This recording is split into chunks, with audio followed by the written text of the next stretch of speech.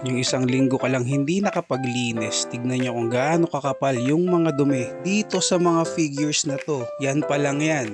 Diyan pa lang sa pwestong yan. Meron pa doon. Tignan nyo kung gaano kakapal ang dumi. Gusto ko sanang gumala itong darating kong RD pero mukhang 2 days na RD ko. Dito ko lang i-google at sana naman makapag-shoot tayo. Tignan nyo naman, hindi na naman kita yung sahig. Working station na makalat at marumi. Idagdag mo pa yung mga nilalanggam na boxes ng McFarlane. Tapos dito sa banda rito, aakyatin ko rin para i-dust off. Pero kesa puro daldal at reklamo, ano pang inaantay mo, Berto? Linisin mo na ang iyong kwarto. Let's go! So ayoko nang i-bore kayo sa paglilinis ko dito sa kwarto ko. Ipapakita ko na lang yung before and after nitong dalawang side na to. So eto nga yung before and eto naman yung after. Outside with it, I'm a bunch dream. Outside with it, I'm a bunch dream. Outside with it, I'm a bunch dream. Outside with it. I'm your night owl, getting hot, smoking dope. I'm a fight, I'm old, smooth shells, twirl cold. I'm your night owl, getting hot, smoking dope. I'm a fight, So dito banda sa may kamin, wala naman ako masyadong binago. Actually maalikabok pa nga yan, di pa ako tapos. Sabi ko sa inyo oh. Itong mga to hindi ko alam kung saan lalagay. May mga laruan pa dyan hindi na-unwrap. Ito, unbox natin sa susunod.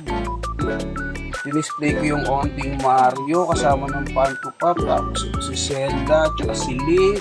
Yung shelf na yan, inahong ko lang. Tapos nilagay ko yung mga Funko Pop. Hindi ko na. Yan, may riser. Tapos yan, Mario. Nakakatawa kasi na-display ko kahit pa paano yung onting Mario.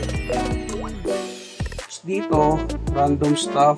Mga anime. Tapos yan yung magjowa. Then, dito Mario ulit. Luigi, tapos si Yoshi, and then si Toad.